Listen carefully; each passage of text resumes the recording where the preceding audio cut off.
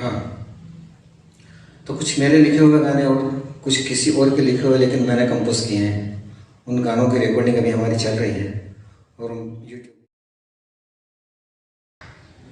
जैसा आपने बताया कि आप लंदन और अमेरिका गए, तो वहाँ पर कुछ ऐसा बात या कुछ ऐसा एक्सपीरियंस जो आपको अभी भी याद आता है, आप उसके बारे में कुछ बताना चाहेंगे? हाँ, वैसे तो दो एक्सपीरियंस मुझे ऐसे हुए हैं कि जो मुझे मुझे अपने आप पे गर्व भी होता है और हमें याद रहेंगे मुझे हमेशा। एक प्रोग्राम ऐसा था हमारा कि जहाँ पे वहाँ का माना हुआ डॉन जो हमेशा हाथ में गन रखता था, लोग उससे कांपते थे, तो वो हमारे क्लब में गाना सुनने के लिए आता था। मुकेश जी के गाने में उस टाइम गाने के लिए गया था वहाँ पर as a singer voice of Mukesh. कुछ बात ऐसी अड़ गई तो उसने चैलेंज कर दिया मुझे कि अगर आप क्लासिकल गाने वाले हो, क्लासिकल जानते हो, तो मुझे दुनिया के रखवाले गाना गा के बताओ। तो मेरे ग्रुप वाले सब ये हो गए कि ये क्या, अगर नहीं गाया तो ये कुछ भी कर देगा, क्योंकि वो गुंडा था, दादा था वहाँ का। पर भगवान की कृपा से वो सब गाने मुझे बाय हार्ट थे और मैं गाता भी था, तो मैंने उस चैलेंज को स्वीकार किया। मैंने एक बार उसको बोला कि यार रणवीर सिंह उसका नाम था, RS बोलते थे उसको, यार तुम्हें मालूम है यार मैं तो मुकेश के गाने गाता हूँ और तुम वही पसंद करते हो। बोला नहीं, आज तो मैं यही गाना सुनूंगा। बोला ठीक है। कीबोर्ड वाले को बोला भाई सुर दो, मैंने गाना गाया। पहला अंतरा हुआ और दूसरा अंतरा में तो वो फ्लैट हो गया। बोले नहीं यार, उसके मिसेस को बोलता है यार ही इज डूइंग, गा रहा है यार बहुत अच्छा। और आखिरी जो रखवाले मैंने जब गाया तो बाकायदा खड़ा होकर मेरे को आके गले मिल गया कि यार सॉरी यार, मैंने आपको चैलेंज कर दिया। एक ये एक्सपीरियंस रहा। और दूसरा एक क्लब था जो उसका मालिक था वो किशोर कुमार का आशिक था, और हमारे साथ जो किशोर कुमार गया था, नाम मैं नहीं बताऊंगा, बड़ौदा का था, तो उन्होंने फरमाइश कर दी भाई झुमरू का गाना गाइए। झुमरू का गाने में किशोर कुमार ने स्पेशलिटी योडलिंग जो उनका था, उनकी खुद की एक स्पेशलिटी थी, वो पूरा गाना योडलिंग के ऊपर है। तो वो जो सिंगर था वो बोलता है कि मुझे योडलिंग नहीं आता है। तो मेरा ऑर्गेनाइजर अकला गया उसके ऊपर, जब तेरे को योडलिंग नहीं आता है तो किशोर कुमार अपने आप को कैसे बोल सकता है। और बोला अगर ये गाना आज नहीं हुआ तो इस क्लब से हमारे प्रोग्राम सब कैंसिल हो जाएंगे आज के बाद के। तो ऑर्गेनाइजर प्रोग्राम के ऊपर चलता है, उसको तो ये डर था। तो उसने मेरे दोस्त को बोला कि यार क्या करें, ये दक्षिश को तो आता नहीं है गाना, और ये अगर फरमाइश पूरी नहीं हुई आज तो अगले बुधवार से अपना प्रोग्राम बंद हो जाएगा यहाँ का। तो मेरा दोस्त, उसको मेरे पर इतना विश्वास, नाम बोला कि सर नहीं कोई प्रॉब्लम नहीं। तो मेरा दोस्त लक्ष्मीकांत सोनी जो वॉइस ऑफ मोहम्मद रफी के नाम से बहुत बड़े प्रोग्राम करते हैं, उसने वहाँ कोने में बैठे, हम अलग अलग बैठते थे क्लब में, एक साथ नहीं बैठते थे। तो उसने वहाँ से बोल दिया कि ये गाना कपिल गाएगा, जाओ उसको दे दो आप। ऑर्गेनाइजर को बोलता है अरे यार, बोले मुकेश के गाने गाने वाला, बोले किशोर का, वो भी योडलिंग। तो बोले आप वो तो सही उसको बोले, उसको उतना कॉन्फिडेंस था वहाँ से बैठे बैठे। तो मेरा ऑर्गेनाइजर मेरे पास आया, वो पीछे से मेरे को ऐसे चिट्ठी बताई, पीछे से झुम झुम झुम झुम झुम। बोला भाई ये तो किशोर का गाना है, दक्षिश गाएगा। बोले दक्षिश को नहीं आता है, तुम गाओगे? बोला हाँ गाओ। क्या बात करते? बोला हाँ। तो मैंने गाया वो गाना, तो मेरे ग्रुप वाले भी इतने खुश हो गए और मेरा ऑर्गेनाइजर भी इतना खुश हो गया कि उसने मेरे को जो पेमेंट मेरी तय हुई थी उससे ज़्यादा मुझे स्पेशली उस दिन के बाद करके दिया, और बोला आज तुमने हमारी लाज रख ली। तो ये दो एक्सपीरियंस ऐसे हुए कि हम बचपन से घर में बैठ के गाने सुना करते थे, घर में सभी लोग गाते थे। तो किसी को ये गाना मालूम है, किसी को ये गाना मालूम है। फिल्म देख के आते थे तो पहली लाइन मुझे याद है तो दूसरी लाइन भाई को याद रहती थी, सिस्टर को तीसरी लाइन याद रहती थी, पूरा गाना हम गा। तो बिना रेडियो बिना टेप रिकॉर्ड के हम बहुत सारे गाने ऐसे थे कि हम लोग गा लेते थे। उसका फ़ायदा मुझे लंदन में हुआ। जी गुरु जी, जैसा कि हमने सुना है कोई भी आर्टिस्ट होता है, कोई भी कलाकार होता है, तो वो जन्म से ही कुछ गुण लेके आता है। कई कलाओं में हमने अलग अलग कलाओं में देखा है, लोग बोलते भी है कि इसको बचपन से ही ये चीज आती है, ये कला आती है। तो आपके क्या विचार है इसमें? बिल्कुल सही बात है।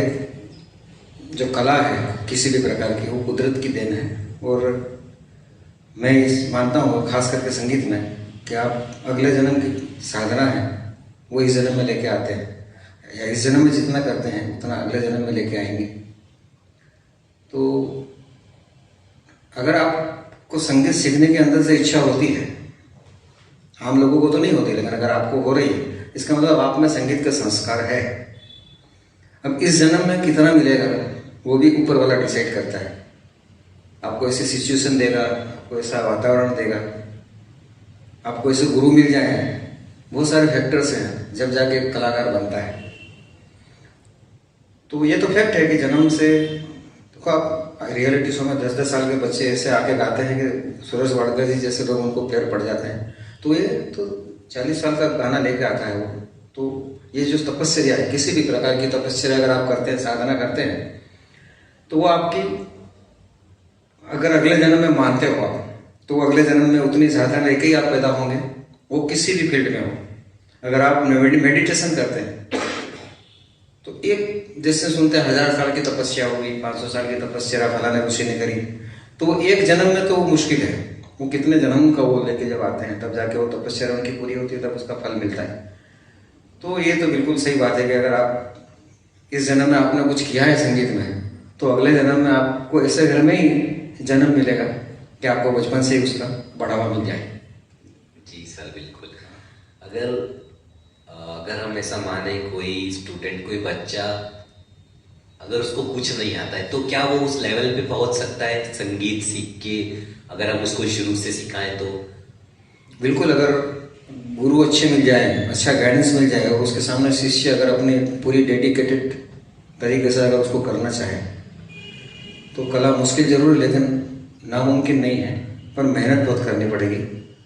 वो आप आधा घंटा या 1 घंटा रोज गाओगे तो मुश्किल है वो, उसके लिए आपको पूरा लग जाना पड़ेगा उसके। जी गुरु जी, जैसा कि आप 60 के दशक से ताल्लुक रखते हैं, तो उस समय के जो गायक थे, जो संगीतकार थे, आपके मनपसंद गायक, मनपसंद संगीतकार उस समय के कौन थे? और अगर हम आज के समय की बात करें तो आज आपके मनपसंद गायक और मनपसंद संगीतकार कौन है? किसका नाम लूं, किसको छोड़ूं? 60 के दशक की अगर बात करते हैं तो लता जी, मोहम्मद रफ़ी साहब, मुकेश जी, मन्ना डे साहब, महेंद्र कपूर जी, सभी अच्छे गाने वाले थे, सभी सधे हुए कलाकार थे, क्योंकि वो कुदरत का करिश्मा था। और आजकल के जितने गायक हैं उसमें 80% ऑटो ट्यून करके एक सॉफ्टवेयर आता है, उसका करिश्मा है। उस जमाने में कम इक्विपमेंट के अंदर वो लोग ने जो गाया है, जिस बैलेंस से गाया है और जिस उन्होंने अपनी उससे गाया है, वो उसका मुकाबला आज का कोई सिंगर नहीं कर सकता। मेरे फेवरेट अगर कहो आप, तो मैं सबसे ज़्यादा लता जी को मानता हूँ। आपको ताजुब लगेगा कि मैं जेंट्स होते हुए भी लता जी को, पर मैं लता जी को ज़्यादा फॉलो करता हूँ, लता जी को बहुत सुनता हूँ, क्योंकि लता जी ने सबके साथ गाया है, वो सबके साथ अपना गला उन्होंने निभाया है। तो बाकी तो मुकेश जी जैसा दर्द किसी के पास नहीं है। रवि साहब हरफन मौला थे, किशोर कुमार की मस्ती वो भी हरफन मौला थे, हेमंत कुमार की गहराई, आशा जी का चंचलपन, ये सब ऊपर वाले की देन थी और उसका अच्छे से प्रयोग किया संगीतकारों ने।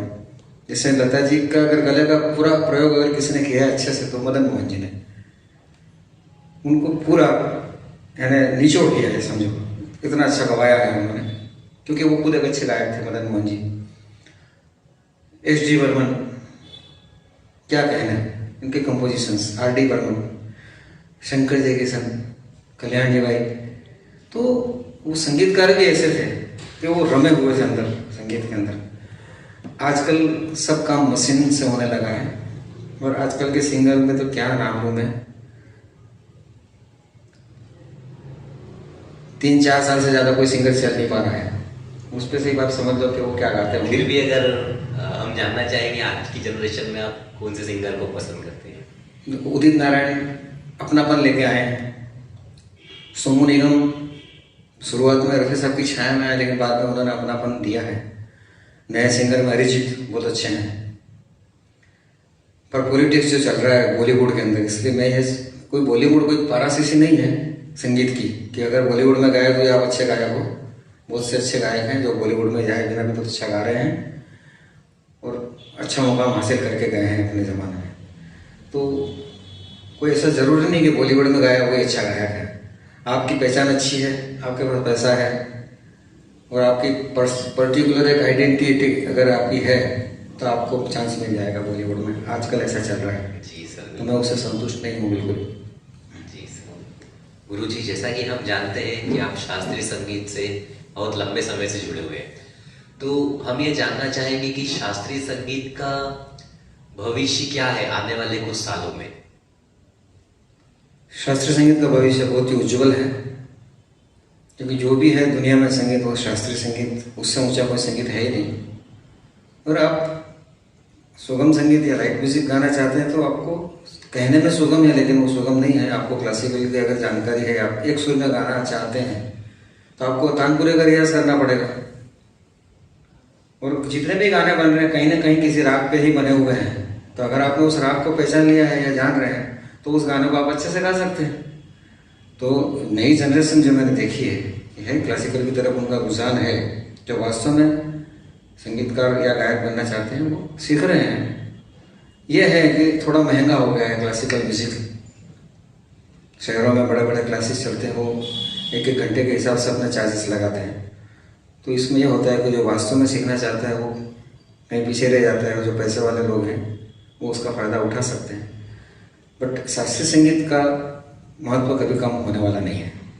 जी सर, जैसा कि आप कह रहे हैं, इससे हमें ये समझ में आता है कि सारे संगीत का बेसिक, सारे चीज़ों का जो बेसिक है वो शास्त्रीय संगीत ही है। आपको कोई सा भी संगीत सीखना हो आपको शास्त्रीय संगीत के पास जाना ही ही पड़ेगा। जी गुरुजी।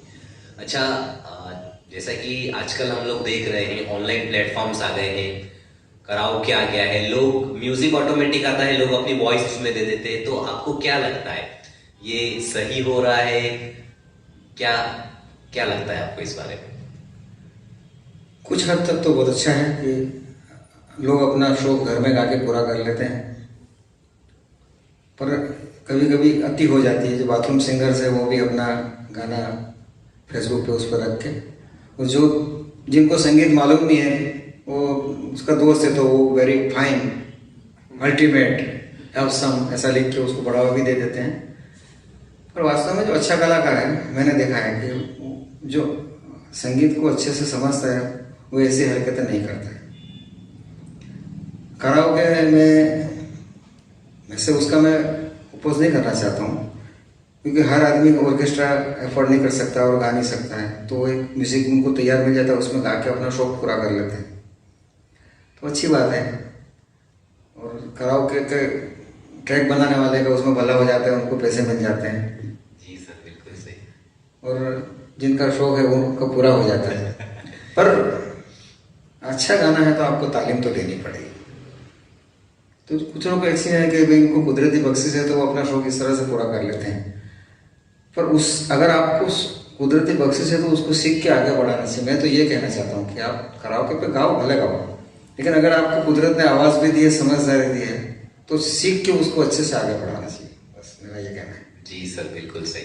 गुरुजी, जैसे कि आपकी कक्षाएं चलती है नाद स्पंदन नाम से, हम ये जानना चाहेंगे कि आपने नाद स्पंदन कक्षा की शुरुआत कब की, और उस समय जो विद्यार्थी आपके पास सीखने आते थे, या फिर जब आपने सिखाना शुरू किया था उस समय जो विद्यार्थी आते थे और आज जो विद्यार्थी आ रहे हैं, उनमें क्या अंतर है? विकट प्रश्न है। बच्चा पहले पैदा हो जाता है, नाम तो बाद में दिया जाता है। तो मैं तो 84 से संगीत सिखा रहा हूँ। मेरे गुरुजी ने मुझे बोला था कि आप सिखाओ बच्चों को, आपके पास इतना उतना देते जाओ। तो मैं भी सीखता था और बच्चों को सिखाता था। तो 84 से मेरी क्लासेस चल रही है। पिछले कुछ सालों से फिर हमने उसको नाद स्पंदन नाम दिया कि भाई प्लेटफॉर्म अगर एक बनाना है, जैसे भाई ग्वालियर में चलता है तानसेन समारोह, हरवदर समारोह चलता है पंजाब में, सवाई गंधर्व चलता है पूना में, अहमदाबाद में सप्तक चलता है। इस तरह से नाद स्पंदन का अगर नाम देते हैं तो नाम तो बाद में दिया गया है, लेकिन क्लास तो मेरी 84 से मैं बच्चों को सिखा रहा हूँ। और आज तक मैंने करीब 30-32 तो विशारद तैयार किए हैं और 3 से 4 तो पोस्ट ग्रेजुएशन अलंकार तैयार हो गए हैं और अभी भी कुछ बच्चे आगे पढ़ना चाहते हैं। तो नाद स्पंदन बाद में स्मार्ट सिटी के अंतर्गत जब बात निकली तो मैंने अपना व्यू रखा कि दाहोद में सब कुछ हो रहा है, संगीत के लिए कुछ भी नहीं है। तो नगर पालिका के सदस्यों ने और जसवंत सिंह जी भागवत साहब ने हमें ये जगह प्रोवाइड की। तो फिर यहाँ हमने क्लास शुरू की है नाद स्पंदन के नाम से, पर सिखाना तो मेरा पहले से ही चल रहा है। और बात रही स्टूडेंट्स की, तो पहले के स्टूडेंट्स में जो डेडिकेशन था, संगीत के प्रति लगाव था, वो आजकल के बहुत कम बच्चों में मिल रहा है। इसका कारण ये नहीं है कि वो उनमें भूख नहीं है, उनके पास समय नहीं है। जिस तरह से अभी माहौल चल रहा है, एक बच्चा सुबह उठ के पहले क्लास में जाएगा, ट्यूशन्स, वहाँ से आके भाग के आएगा, नाश्ता करके फिर स्कूल जाएगा, स्कूल से आके फिर ट्यूशन पे जाना है। अब ऐसे समय में वो अगर 1 आध घंटा ही संगीत के निकालता है तो बहुत बड़ी बात है। तो बच्चे सीखना तो चाह रहे हैं लेकिन उनको समय नहीं मिल रहा है। क्योंकि हर माँ बाप ये चाहता है कि मेरा बच्चा 90% से ऊपर लाए और अपना करियर बनाए। तो संगीत में फुल टाइम डालने की किसी के माँ बाप की अभी इच्छा है नहीं। तो उस ज़माने में ये था कि हम लोग स्कूल में पढ़ लिए, इसके बाद ठीक है परीक्षा के टाइम पढ़ लिया तो पढ़ लिया, नहीं तो उतना कोई ज़रूरत नहीं होता था। तो बच्चे टाइम दे पा रहे थे। तो पुराने स्टूडेंट बहुत ही अच्छे हैं, आज भी वो अमेरिका और अलग अलग जगह इंडिया में भी परफॉर्म कर रहे हैं, दाऊद का नाम रोशन कर रहे हैं। स्टूडेंट्स तो वो भी थे, स्टूडेंट तो ये भी हैं, आजकल भी कुछ बच्चे ऐसे हैं जो अच्छे डेडिकेशन से कर रहे हैं, सीख रहे हैं। पर प्रॉब्लम यही है समय का, समय उनको नहीं मिल रहा है। जी सर, मैं अगला प्रश्न आपसे ये पूछना चाहता हूँ कि आपके हिसाब से गुरु शिष्य का संबंध कैसा होना चाहिए? जो एक बाप बेटा का होता है, क्या? और गुरु बिल्कुल नारियल जैसा होना चाहिए। ऊपर से कठिन होना चाहिए, अंदर से नरम होना चाहिए। तो सिखाते वक्त तो कड़क होना ही पड़ता है। हमारे गुरुजी, मैंने बताया था कि 4 बजे के पहले दरवाजा नहीं खुलेगा, 4 बजे के बाद भी नहीं खुलेगा। लेकिन हम कभी रात को जैसे देर से सोए हैं और 3 घंटे 2 घंटे की नींद में हम जाके बैठे हैं और अगर तानपुरा बजाते बजाते झपकी लग जाती थी तो वो गुस्सा नहीं होते थे, जाके चाय बना के लाते थे। हम तानपुरा लगा रहे हैं और मालूम नहीं कब उठ के गए, वो जाके बोले चाय पी लो। तो ऐसे भी गुरु होते हैं जो ऊपर से तो कठोर हैं, लेकिन अगर सामने वाला शिष्य अच्छे से कर रहा है तो फिर उसको प्यार से उतना ही बिल्कुल बच्चे जैसा रखना पड़ता है और हो जाता है, वो नाता बन जाता है। अगर शिष्य भी होना है और गुरु होना है तो ये नाता अपने आप बन जाता है। जी सर, बिल्कुल सर। हमने बहुत बार ये भी देखा है कि अगर कोई शिष्य जो होता है वो गुरु के लेवल तक सीखते सीखते अगर गुरु के लेवल तक आ जाता है तो उसका थोड़ा सा व्यवहार चेंज हो जाता है, गुरु के प्रति जो उसका रिस्पेक्ट होता है वो थोड़ा सा चेंज हो जाता है। आपको इस बारे में क्या लगता है? पुराने जमाने के जो उस्ताद हुआ करते थे गुरु, वो इसीलिए कठिन बड़ी मुश्किल से विद्या देते थे और पूरी विद्या नहीं देते थे, चाबी अपने पास रखते थे। क्योंकि ये पुराने ज़माने से होते आया है कि जब शिष्य थोड़ा सा, तो उसमें कोई नई बात नहीं है। जब गुरु ने सिखाया है वो अगर आपने पूरा ग्रहण कर लिया है और आपके खुद के आइडिया अगर आप उसमें लगाओगे तो आपका बढ़ना ही है, तो उसका अभिमान नहीं होना चाहिए। अगर गुरु ने रास्ता नहीं बताया होता तो आप वो नहीं कर सकते थे, है ना। तो गुरु गुड़ और चेला चीनी हो जाए ये नहीं होना चाहिए। गुरु तो गुरु ही होता है, है ना। और उस तरह से चले, कितने भी आगे बढ़ जाए। आपने पिक्चर देखी होगी सावन को आने दो, उसमें अगर आप देखो तो एक संगीतकार बहुत बड़ा बन जाता है और उसकी रिकॉर्ड्स बाहर निकलने लगती है। जब अपने गांव में आता है तो जिस सारंगी वाले से उसने गाना सीखा था, वो पब्लिक के अंदर बैठा, उनको उठा कर स्टेज पे ला के बिठाते हैं। वो गुरु को उतना सम्मान, तो सम्मान अगर गुरु को नहीं दोगे तो आपकी विद्या भी खत्म हो जाएगी, क्योंकि ये सात्विक विद्या है। अगर आप गुरु से कंपटीशन करने जाओगे तो आप खत्म हो जाओगे। ये तो मेरा एक्सपीरियंस है मेरा ये। जी सर, बिल्कुल सही। सम्मान बहुत महत्व रखता है। सर, मेरा अगला प्रश्न ये है कि क्लासिकल संगीत में आगे क्या स्कोप है, और मैं ये भी पूछना चाहूँगा कि जो लोग क्लासिकल संगीत सीख रहे हैं, कोई दूसरा भी संगीत सीख रहे हैं, लेकिन उनको वो प्लेटफॉर्म नहीं मिल पा रहा है जिससे वो आगे बढ़ सके, तो उनके लिए आप क्या संदेश देना चाहेंगे? पहली बात तो ये है कि स्कोप, वो शब्द मुझे इसलिए अच्छा नहीं लगा कि संगीत साधना है, मन के आनंद के लिए गाना है उसको, और हम खुद कहाँ जाके ठहरेंगे वो हमें खुद को मालूम हो जाना चाहिए। अगर आप, मैंने पहले ही बोल दिया था कि संगीत रियाज करो और राज करो। अगर आप रियाज नहीं करोगे और स्कोप की बात करोगे तो वो तो नहीं होना है। एक जगह बनानी पड़ेगी आपको, फिर अपने आप सामने से प्रोग्राम्स भी मिलेंगे और पैसे भी मिलेंगे, सब कुछ मिलेगा। तो संगीत, शास्त्रीय संगीत करोगे तो ही आप आगे बढ़ पाओगे, ये तो मैं निश्चित रूप से कहता हूँ।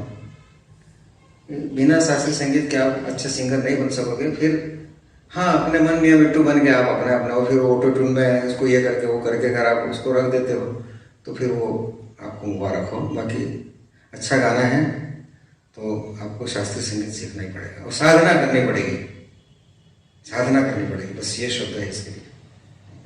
गुरुजी, जैसा कि हम जानते हैं कि आपने अपने जीवन में बहुत सारी उपलब्धियां हासिल की होगी, पर उनमें भी कुछ ऐसी उपलब्धि जिसे आप सबसे बढ़िया मानते हैं, सबसे ऊपर मानते हैं, हम उसके बारे में जानना चाहेंगे। और हम साथ में ये भी जानना चाहेंगे कि आगे आपका लक्ष्य क्या है। उपलब्धि का जहाँ तक सवाल है, मैंने कभी ये नहीं सोचा था कि मैं संगीत में पीएचडी कर लूँगा या गायन आचार्य की डिग्री ले लूँगा, सर्टिफिकेट घर में लगा के लोगों को दिखाऊंगा। मेरा सिर्फ ये रहा कि मुझे संगीत पाना है, संगीत सीखना है, और उद्देश्य से मैं चल रहा था। मैंने 85 में विशारद कर लिया था। वो चाहता तो मैं 3-4 साल में पीएचडी उस वक्त कर सकता था, लेकिन उस विशारद करने के बाद उस लेवल तक मैं जब तक नहीं आया, वहाँ तक मैंने अगली परीक्षा नहीं दी। इसके बाद मैंने अलंकार किया। जब अलंकार हाथ में आ जाने के बाद उसको जब तक उतनी मेच्योरिटी से उसको नहीं निभाया, वहाँ तक मैंने पीएचडी के लिए भी नहीं किया। तो और करने के पीछे, उपलब्धि लेने के पीछे मेरा एम यह रहा कि परीक्षा के बहाने हमें कुछ नए राग सीखने मिल जाए, नई जानकारी मिल जाए, या वो टारगेट, वो एक गोल होता है, उसके लिए मेहनत करते हैं। तो यही, और बस ये उपलब्धि है कि संगीत को समझ पाते हैं अच्छे से। मैंने पहले ही बताया कि गाना बजाना बहुत दूर की बात है, अच्छे से संगीत समझ रहे हैं, कोई बड़ी उपलब्धि है। जी सर, बिल्कुल सही। और जहाँ तक आगे का मेरा गोल क्या है, गेम क्या है मेरा, तो ये है कि हमारे शास्त्रीय संगीत को हो सके उतना मैं अपनी तरफ से आगे बढ़ाऊँ, उसके लिए मैं सेवा देता हूँ। जो भी सीखना चाहे मुझसे, कुछ बाहर के भी लोग ऑनलाइन जुड़े हुए हैं मेरे से, तो मैं तो बांटने के लिए बैठा हूँ। ऊपर वाले ने मुझे दिया है, अच्छे गुरु दिए हैं, अच्छा ज्ञान मिला है, तो मुझे जो कुछ भी आता है मैं उसको बांटूँ और ज़्यादा से ज़्यादा कलाकार दौर में पैदा हो, यही मेरा एक टारगेट है। जी सर, बिल्कुल बिल्कुल। गुरुजी, अगला प्रश्न मेरा ये है कि क्या संगीत सीखने की कोई उम्र होती है, या संगीत किसी भी उम्र में सीखा जा सकता है? संगीत सीखने की कोई उम्र नहीं होती, कभी भी सीख सकते हैं। मैंने 23 साल की उम्र में सारेगामा पा से शुरू किया। 58 साल की उम्र में मैंने पीएचडी शुरू की। 61 साल की उम्र में मैंने गायन आचार्य का कोर्स शुरू किया और सीख पाया मैं। उसको अचीवमेंट भी है, और पूरे गुजरात में फर्स्ट आया था मैं गायन आचार्य में। मेरे को अगले महीने उसके लिए मेडल भी मिल रहा है, गोल्ड मेडल। तो कोई उम्र नहीं होती, आप जब चाहो तब सीख सकते हो। कोई, और मेरे पास अभी क्लास के अंदर 60 साल वाले भी आ रहे हैं, 55 साल वाले भी आ रहे हैं, 72 साल वाले भी एक स्टूडेंट है मेरा। तो ये सब कोई उम्र का कोई बात नहीं है। हाँ, ये है कि बचपन में अगर आप खाली दिमाग है तो आप जल्दी उसको पिकअप कर सकते हैं। बुढ़ापे में थोड़ा टाइम लगता है सीखने में, लेकिन सीख सकते हैं, ऐसी कोई बात नहीं। जी सर, बिल्कुल। जैसा कि आपने बताया अगले महीने आपको गोल्ड मेडल मिल रहा है, उसके लिए आपको बहुत बहुत बधाइयाँ। Thank you very much. और बस आपने आपका समय दिया, उसके लिए बहुत बहुत धन्यवाद। जाते जाते मैं आपसे कहना चाहूँगा कि आप अपने विद्यार्थियों को क्या संदेश देना चाहते हैं जो संगीत की दिशा में आगे बढ़ रहे हैं, उनके लिए आप क्या संदेश देना चाहेंगे? रियाज करो, राज करो, प्रैक्टिस करो। हमने जितनी मुश्किलें पाई है उतनी आपको नहीं है, और भगवान करे ना आए। बस आप दिल से मेहनत करो, ऊपर वाला फल जरूर देगा। और कर्मण्येवाधिकारस्ते मा फलेषु कदाचन, मेहनत करते जाओ, फल अपने आप ऊपर वाला देगा, उसकी चिंता मत करो, उसके बारे में सोचो मत। बिल्कुल गुरुजी, मेहनत करते जाओ, फल की चिंता मत करो। अच्छा, जैसा कि हम हमारे इंटरव्यू के समापन पे पहुंचे हैं, आप अपने दर्शकों से क्या कहना चाहेंगे? दर्शकों से तो ये कहना चाहूँगा कि आप लोगों का प्यार है कि हम इस तरह से आगे बढ़ रहे हैं, और इतना प्यार आप दे रहे हैं कि हम कुछ कर पा रहे हैं, और हमारी हिम्मत बढ़ रही है कि चलो आप लोगों ने हमें चाहा है। आप ना होते तो हम भी नहीं होते। तो सबका बहुत बहुत धन्यवाद है। दोहल में जितने लोगों ने मुझे प्यार दिया है, जितनों ने मुझे सुना है, जितनों ने सराहा है, वो सब मेरे सराहों पर है। सबका बहुत बहुत प्यार है। धन्यवाद। बहुत बहुत धन्यवाद गुरु जी, आपका कीमती समय देने के लिए हम तहे दिल से आपका धन्यवाद करते हैं। Thank you very much.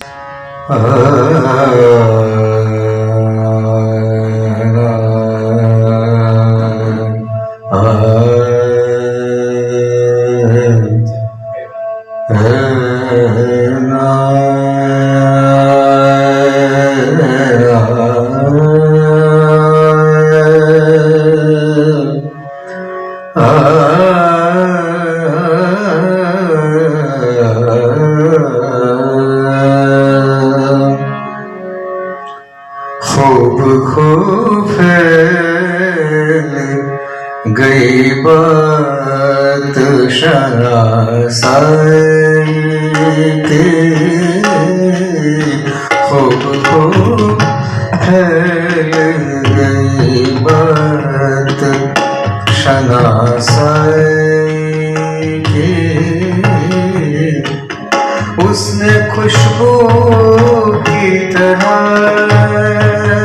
उसने खुशबू की तरह मेरी पजराई की।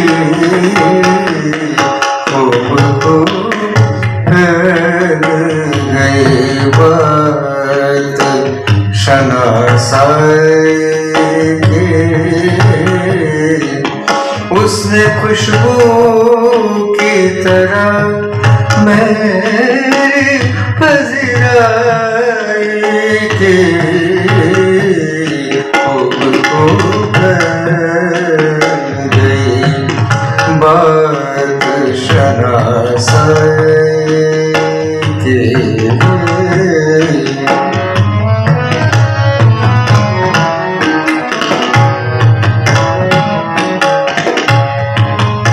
कैसे कह दूं, कैसे कह दूं कि मुझे छोड़ दिया है तूने। कैसे कह दूं कि मुझे छोड़ दिया है तूने।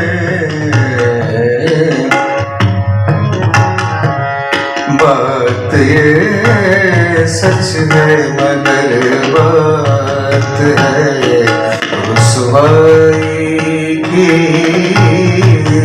बात ये सच है मगर बात है रुसवाई की। उसने खुशबू की तरह मेरी पजराई की।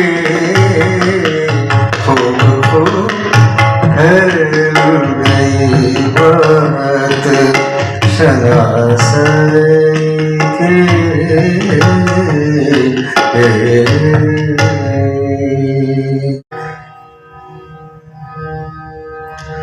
जीवन से भरी तेरी आँखें मजबूर करे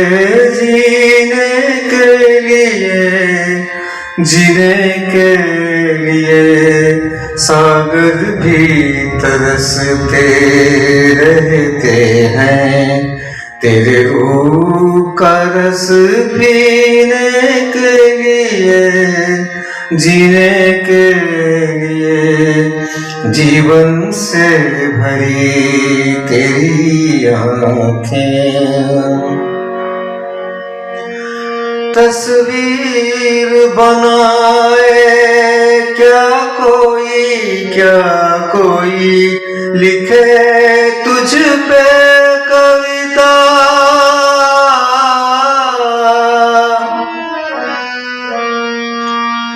रंगों छंदों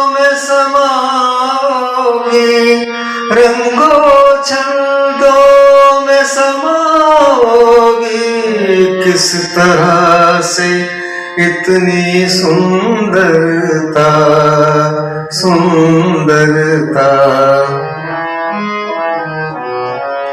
एक धड़कन है तू दिल के लिए एक जान है तू जीने के लिए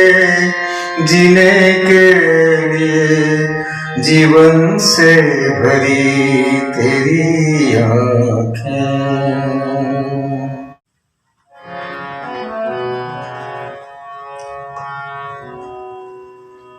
दिल जलता है तो जलने दे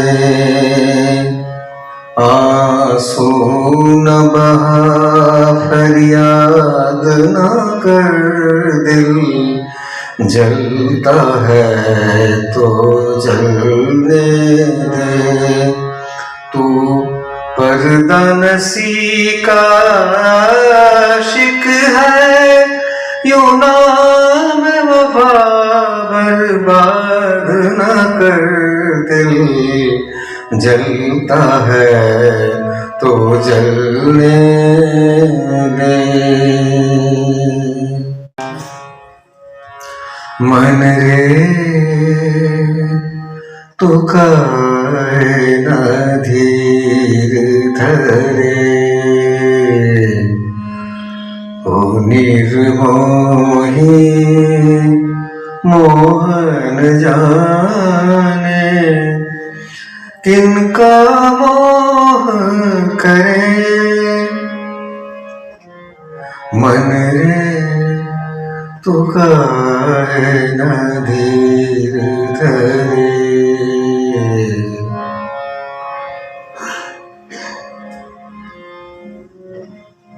इस जीवन की चढ़ती पड़ती धूप को किसने बांधा रंग पे किसने पहरे डाले रूप को किसने बांधा